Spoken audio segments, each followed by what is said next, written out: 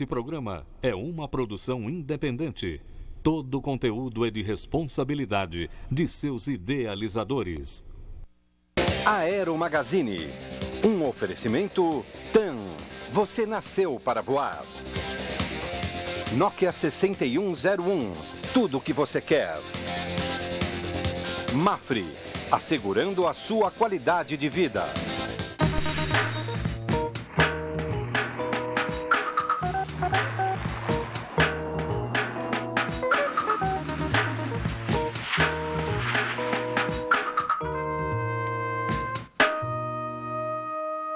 A revista Aero Magazine desse mês traz um ensaio exclusivo com o Cirrus SR-22 GTS, um dos monomotores mais vendidos do mundo.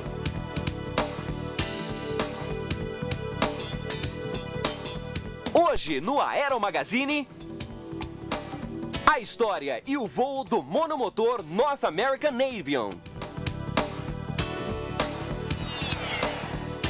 A primeira etapa da Red Bull Air Race 2006.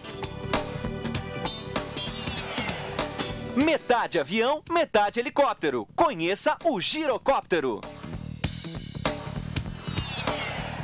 O Bell Jet Ranger, helicóptero que transportou diversos presidentes brasileiros.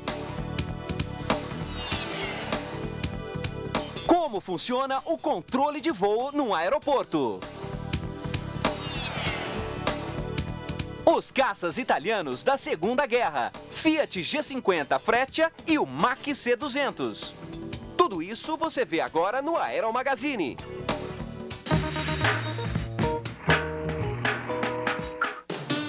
No final da Segunda Guerra Mundial, os fabricantes de aviões queriam aproveitar a grande expansão no mercado, lançando aeronaves que agradariam tanto ao público como aos pilotos que lutaram na guerra. Uma das aeronaves criadas na época foi o Navion, um avião leve de 4 lugares. Ele foi criado pela North American Aviation, uma empresa que fabricou aviões da década de 1930 até 1967. A companhia foi responsável por inúmeras aeronaves históricas, incluindo os aviões T-6 Texan e o caça P-51 Mustang. Em 1967, a companhia fundiu-se com a Rockwell Standard Corporation e se tornou a North American Rockwell Corporation.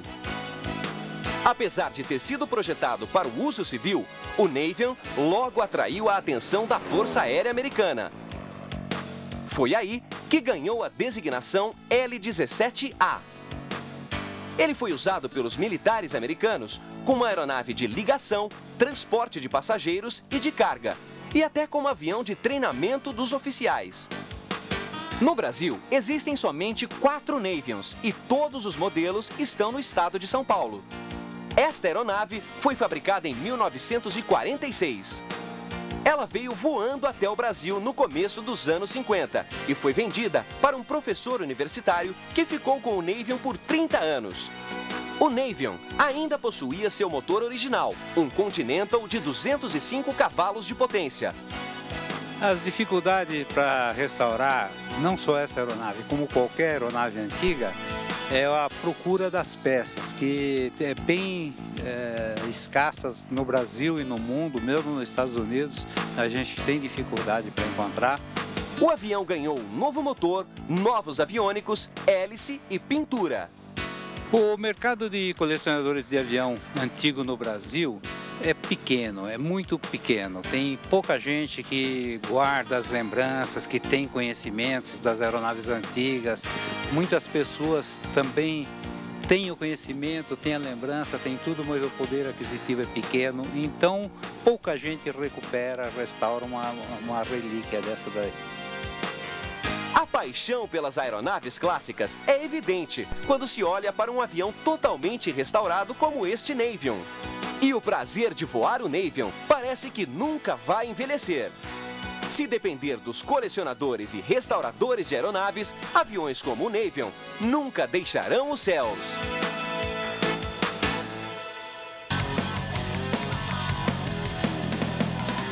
Em 2006 traz de volta um dos mais eletrizantes campeonatos do mundo, a Red Bull Air Race.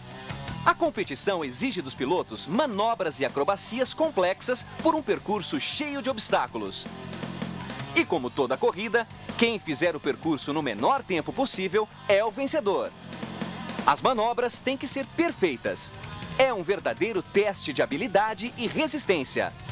São 9 corridas que levam os participantes pelo mundo todo. O campeonato acontece entre março e novembro. 11 pilotos lutam pelo título de campeão. Neste ano, a primeira corrida foi no dia 18 de março, nos céus do Oriente Médio. A cidade, Abu Dhabi, nos Emirados Árabes Unidos. A belíssima cidade é transformada num verdadeiro circuito para as aeronaves. E milhares de pessoas assistem esse grande espetáculo.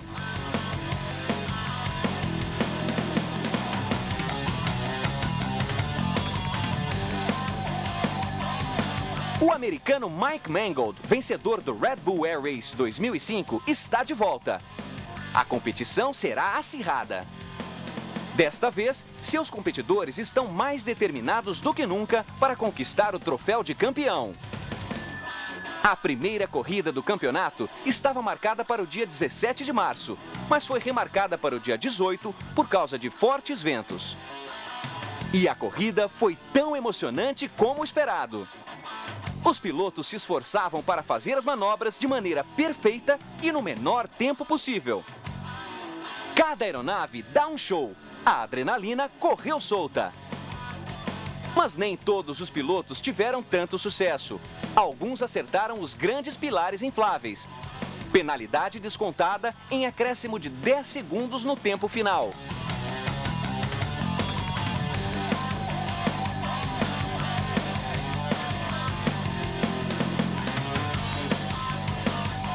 O vencedor da primeira corrida do Campeonato Mundial Red Bull Air Race foi o americano Kirby Chambliss, com um tempo de 3 minutos, 33 segundos e 37 décimos. Em segundo lugar ficou o atual campeão Mike Mangold e em terceiro o húngaro Peter Bezenier. Abu Dhabi foi só o começo. Os pilotos precisarão de muita habilidade, precisão e rapidez para conquistar o tão cobiçado troféu. A Red Bull Air Race segue pelo mundo, passando pela Alemanha, Estados Unidos, Austrália, Inglaterra e Turquia. A próxima etapa acontece em Barcelona, na Espanha.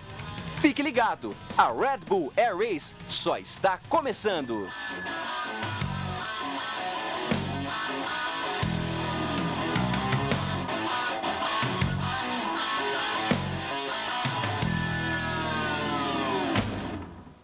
Assine a Aero Magazine, uma revista feita especialmente para os fãs da aviação. A Aero Magazine traz todo mês ensaios de voo exclusivos, além de notícias e novidades do mundo da aviação.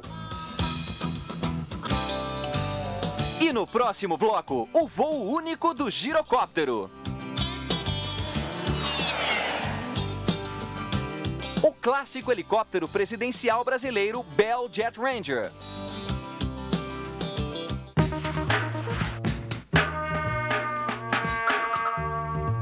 Em 1976, nascia no interior de São Paulo e no coração de um homem, um sonho, a TAM. Enquanto a TAM ampliava suas rotas, muitos outros brasileiros também nasciam, cresciam e começavam a investir em suas próprias histórias. 29 anos depois, a TAM é hoje a maior e a líder absoluta do mercado no país. E com o orgulho de ser exatamente como todo brasileiro, porque todos nós nascemos para voar. O mais importante da vida está nas coisas mais simples. É para isso que a Mafre Seguros trabalha, na construção de um mundo melhor, para dar asas aos sonhos, criando soluções em seguros para um futuro tranquilo, garantindo a satisfação e o bem-estar no presente, protegendo as conquistas de seus clientes. Mafre, assegurando a sua qualidade de vida. Chegou o faqueiro de churrasco da Vila de Caras. Mais uma coleção irresistível da revista Caras. Toda semana, uma peça grátis estará esperando por você nas bancas. São 27 talheres de churrasco, um avental e 2 livros de receitas. Esta coleção vai dar um toque de classe no seu churrasco. Com a revista Caras, ganhe os talheres e prepare um churrasco para comemorar. Já nas bancas.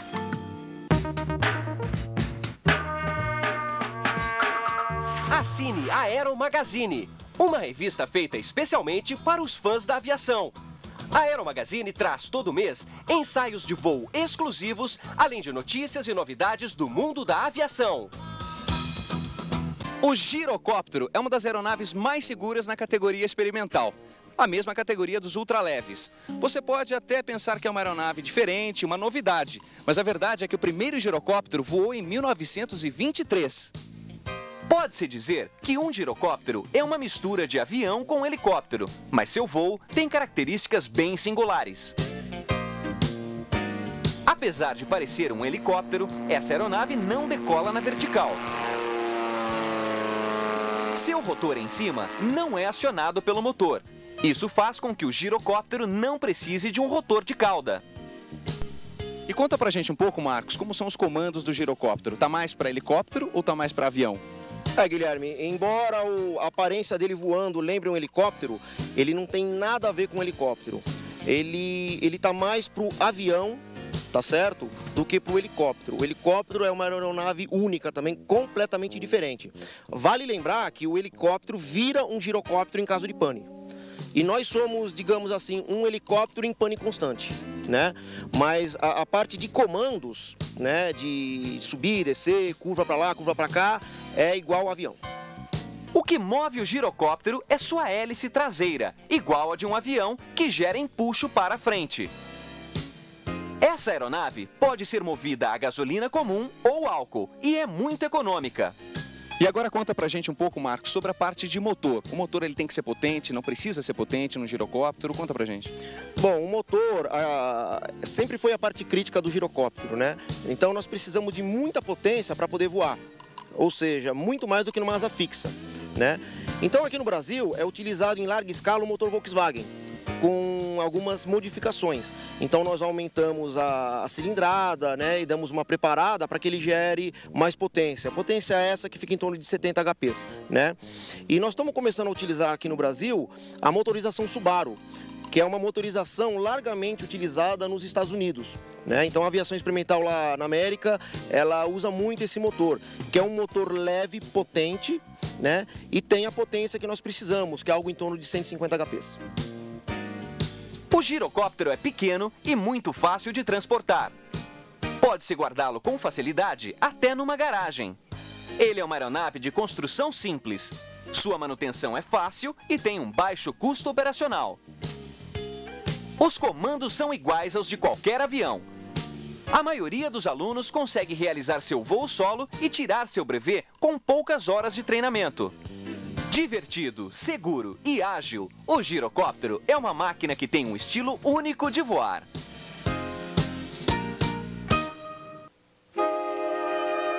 O Bell Jet Ranger, exposto no Museu Aeroespacial do Rio de Janeiro, teve uma missão muito especial quando estava em serviço. Ele era o helicóptero do presidente da República.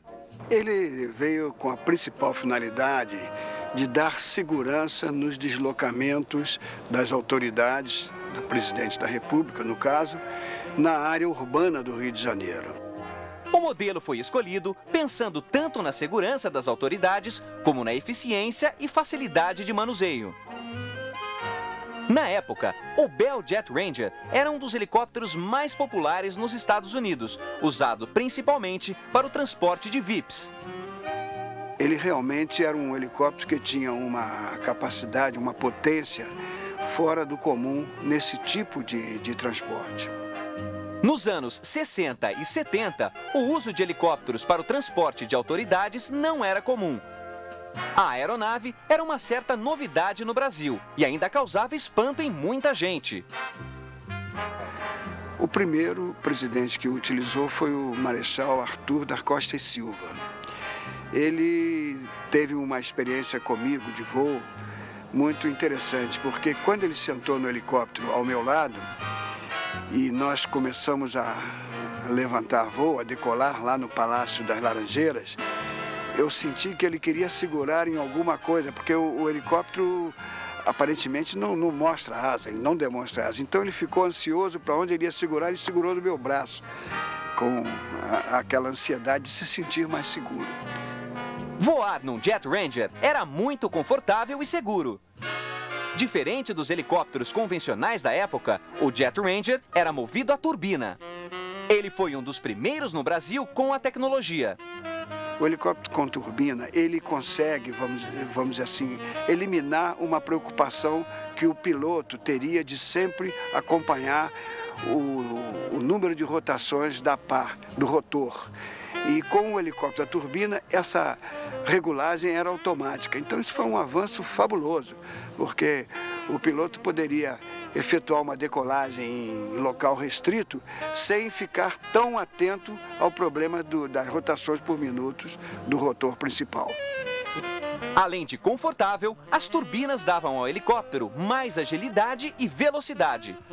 O Rio de Janeiro foi a principal base dos helicópteros presidenciais Bell Jet Ranger. Inicialmente, o helicóptero foi utilizado aqui no Rio de Janeiro exclusivamente.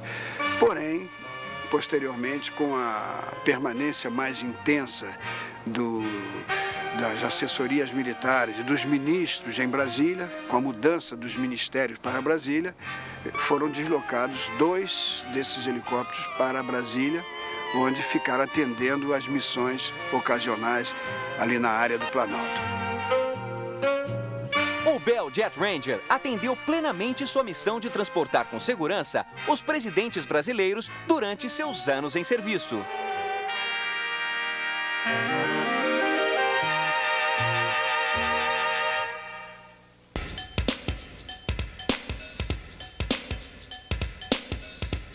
O Embraer EMB 326 Chavante é uma versão do italiano Aermach MB 326. O Chavante é uma aeronave de treinamento avançado com capacidade de ataque ao solo. Ele é o primeiro avião nacional a ter assentos ejetáveis. Tem capacidade para 2 pilotos com duplo comando e capacidade acrobática. O Chavante foi o primeiro avião com motor a reação construído em série no Brasil. Atualmente, ele é utilizado pela FAB na Base Aérea de Natal, com a designação AT-26. Assine a Aero Magazine, uma revista feita especialmente para os fãs da aviação. A Aero Magazine traz todo mês ensaios de voo exclusivos, além de notícias e novidades do mundo da aviação. A Oshkosh AirVenture é um verdadeiro espetáculo a céu aberto. E há mais de 5 décadas vem encantando o público do mundo todo. São novidades, aeronaves clássicas e shows aéreos, nesta que é uma das maiores feiras de aviação do mundo. De 24 a 30 de julho em Oshkosh, nos Estados Unidos. Mais informações, acesse www.candiota.com.br. E no próximo bloco, o controle de voo dos aeroportos. Conheça o G50 e o MC-200, caças italianos da Segunda Guerra.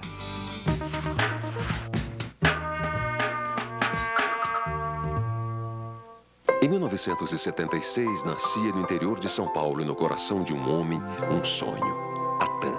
Enquanto a TAM ampliava suas rotas, muitos outros brasileiros também nasciam, cresciam e começavam a investir em suas próprias histórias. 29 anos depois, a TAM é hoje a maior e a líder absoluta do mercado no país. E com o orgulho de ser exatamente como todo brasileiro, porque todos nós nascemos para voar. Chega às bancas a nova edição da revista Go Air São Paulo. Em entrevista exclusiva, o estilista Ricardo Almeida, que corta os ternos de Lula, revela os segredos do seu sucesso. Confira a conversa explosiva com o publicitário Enio Mainardi e descubra de onde surgiu Diogo Mainardi, o cronista mais polêmico do país. Conheça as 10 joias mais caras de São Paulo e o barco de $2 milhões. E mais sociedade, golfe, cultura, cinema, charutos. Você confere em Go Air São Paulo, a revista mais completa da cidade. O mais importante da vida está nas coisas mais simples. É para isso que a Mafre Seguros trabalha, na construção de um mundo melhor. para dar asas aos sonhos. Criando soluções em seguros para um futuro tranquilo, garantindo a satisfação e o bem-estar no presente, protegendo as conquistas de seus clientes. Mafre, assegurando a sua qualidade de vida. Assine a Aero Magazine, uma revista feita especialmente para os fãs da aviação. A Aero Magazine traz todo mês ensaios de voo exclusivos, além de notícias e novidades do mundo da aviação. Nos bastidores de um aeroporto, centenas de pessoas trabalham para organizar um fluxo constante de passageiros, funcionários e aeronaves. Então, para que um avião decole com total segurança, um complexo esquema foi montado. Tudo começa na Sala de Serviços de Informações Aeronáuticas, a AIS. Aqui é a Sala AIS. A AIS é Aeronautical Information Service, Serviço de Informações Aeronáuticas, é onde o voo começa, propriamente dito. O piloto ele tem informações meteorológicas, tem informações aeronáuticas informando qualquer inoperância de qualquer auxílio rádio em toda a rota dele, desde Congonhas, onde começa o voo dele, até o destino dele. Vamos supor Santos Dumont. Aqui ele consegue todas as informações de como está operando Santos Dumont. A Torre de Controle de Congonhas, em São Paulo, é responsável pelo controle de tráfego aéreo no aeroporto. Para uma aeronave acionar seus motores, taxiar e decolar, ela precisa estar constantemente em contato com a torre de controle. As 3 posições da torre são autorização de tráfego, controle de solo e torre de comando. Vamos à primeira posição aqui da torre, a posição clearance. Como a própria palavra significa, né, do inglês clearance, autorização, embora no português nós tratamos de tráfego de São Paulo, a posição clearance cuida da autorização dos planos de voo. Aquele primeiro plano de voo, que está ali o Papa Romeo Sierra Uniforme November, o piloto ele preencheu na sala AIS a sua intenção de voo, o seu plano de voo, e a sala AIS nos transmitiu.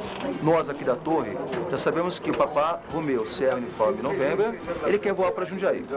Nos cabe somente, agora, é autorizar este plano da forma como ele pediu ou alterar alguma coisa. Ele vai sair com certeza desta forma ou com alguma pequena autorização. Essa é a preocupação da posição clearance. O controle de solo é a parte responsável por toda a movimentação das pistas e do pátio do aeroporto. A posição torre de controle comanda os pousos e decolagens das aeronaves. Essa é a posição que exige a maior atenção dos controladores de voo. Essa é a posição torre. A torre propriamente dita.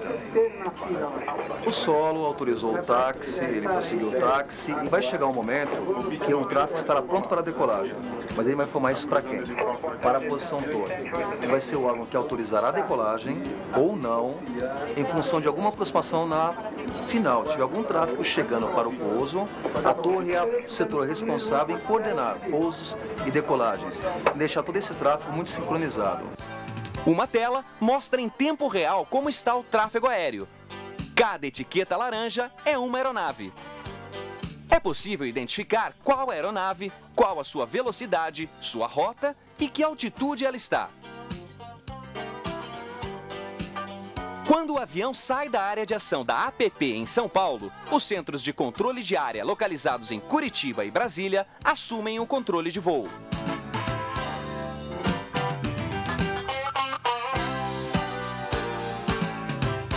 Toda essa rede de profissionais é responsável por garantir a segurança de voo das aeronaves e dos passageiros todos os dias do ano.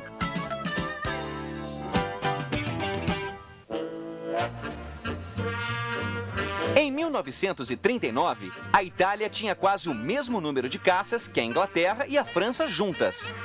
Mas mais da metade desses caças eram os obsoletos biplanos, com trem de pouso fixo, construídos em madeira. A indústria italiana demorou para responder às inovações na aviação militar, especialmente no que diz respeito aos motores mais potentes. Em 1940, quando o país entrou na guerra, a maioria dos caças e bombardeiros italianos possuía motores radiais de pouca potência. Fabricado pela Fiat, o G50 Freccia foi o primeiro caça italiano construído totalmente em metal. Ele possuía trem de pouso retrátil e cabine fechada. Mas os pilotos italianos eram conservadores e preferiam as cabines abertas. O avião então foi modificado e passou a apresentar uma cabine semi-aberta. O G50 tinha apenas 2 metralhadoras pesadas e era movido por um motor Fiat de 840 cavalos de potência. Pelos padrões da época, sua velocidade máxima era baixa para um caça, apenas 470 km por hora. A situação só melhorou em setembro de 1943, com a chegada do G55, dotado de um motor muito mais potente. Mas o G55 chegou tarde demais para ajudar a campanha militar italiana na Segunda Guerra. Outro caça italiano muito parecido com o G50, tanto em performance como visualmente, era o Mach C200 Saetta. O MC-200 foi projetado em 1936 e participou da Guerra Civil Espanhola com sucesso. Apesar de ser manobrável e ágil, ele sofria dos mesmos problemas do G50. Seu motor era fraco e os pilotos não gostavam de sua cabine fechada. Mais uma vez, sua cabine foi alterada depois das 100 primeiras unidades construídas. Sua velocidade máxima era de 505 km por hora. Sua principal missão era escoltar os bombardeiros em ataques à Ilha de Malta. O MC-200 também participou de combates na Albânia e na Grécia, onde se saiu bem contra os Hurricanes ingleses. Em 1942, a fraca performance fez com que o avião fosse transferido para a missão de caça-bombardeiro. O MC-200 podia carregar até 320 quilos de bombas. Ele foi usado para escoltar navios no mar Mediterrâneo, equipado com tanque auxiliar para aumentar seu alcance. Apesar de serem considerados lentos e fracos, o G50 e o MC-200 serviram muito bem à Itália no início da Segunda Guerra.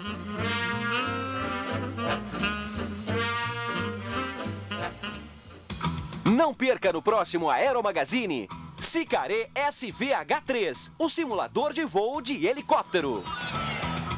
Festa nos céus do Chile, é a FIDAI, Feira Internacional Aeroespacial. Não perca na revista Aero Magazine deste mês uma reportagem exclusiva sobre o aeroporto de Uberlândia.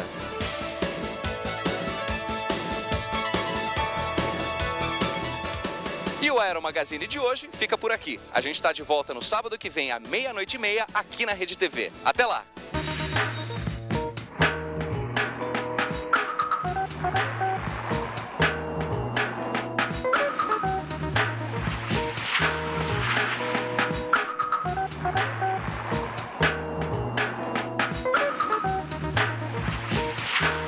Realização Spring. Aero Magazine. Um oferecimento TAM. Você nasceu para voar. Nokia 6101. Tudo o que você quer. Mafre. Assegurando a sua qualidade de vida.